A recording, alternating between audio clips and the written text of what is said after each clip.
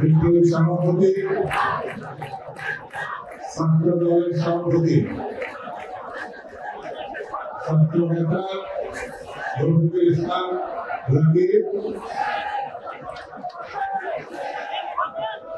যাকে ঘিরে আজকের এই সমাবেশ, যার বক্তব্য শোনার জন্য লক্ষ লক্ষ তরুণ ছাত্র ছাত্রী এই সমাবেশে ইতিহাস করার জন্য এসেছে। আমি ধন্যবাদ জানিয়ে প্রধান অতিথি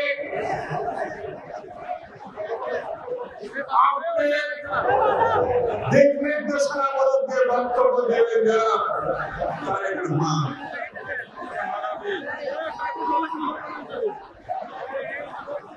পার্টির মহাসচিব, আন্দোলন সংগ্রামের নেতা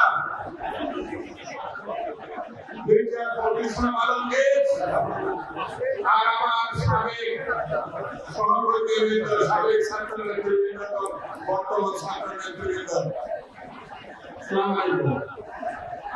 বক্তৃতা করব না, কারণ আগামী দিনের যে বাংলার ভবিষ্যৎ, বাংলাকে যিনি গড়তে চান, গণতন্ত্রে ফেরত আনতে চান, যার স্বপ্নের সঙ্গে বাংলাদেশের মানুষের স্বপ্ন একাকার হয়ে গেছে, তার বক্তৃতা আমাদের শুনতে হবে।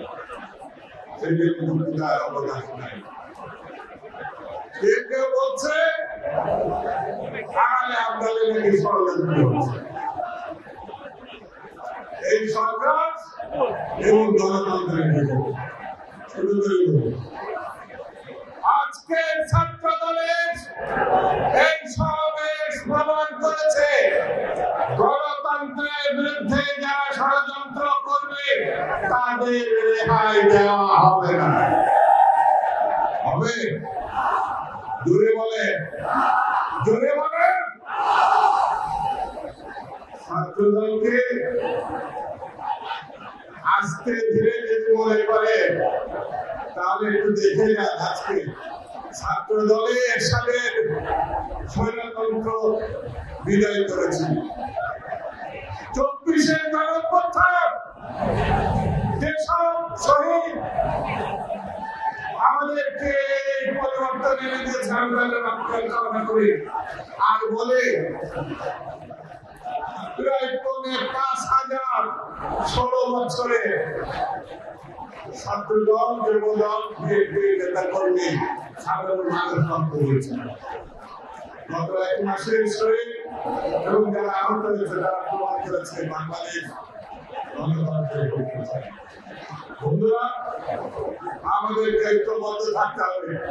আমি দৃঢ়ভাবে বিশ্বাস করি আমার নেতা তারেক রহমানের সঙ্গে লন্ডনে ডক্টর ইউনূসের সাহেবের যে বৈঠক হয়েছে, সেই বৈঠক অনুযায়ী ফেব্রুয়ারি মাসের মধ্যে নির্বাচন হবে আমি বিশ্বাস করি।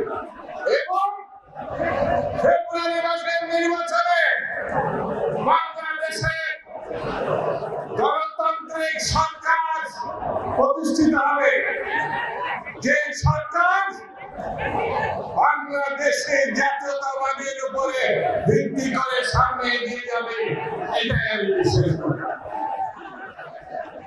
সংগঠিত সরকার আসলে প্রমাণ করেছেন।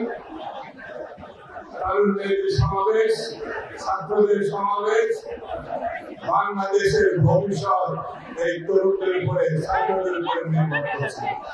আমি আপনাদের এই সমাবেশকে বিশ্বাস করে যতটুকু হতাশা ছিল আজকের এই সমাবেশ সেইটুকু ধ্বংস করে দিয়েছে, বিঘাত করে দিয়েছে। সত্যি আজকে আমার খুশির দিন, আনন্দের দিন। যে ছাত্র দলে আমরা একসময় করেছি, এখানে যারা বসে আছে, সেই ছাত্র দল আজকে এই সমাবেশের মধ্যে দিয়ে তারা প্রমাণ করেছে না? করেছে। ধন্যবাদ। বাংলাদেশ জিন্দাবাদ।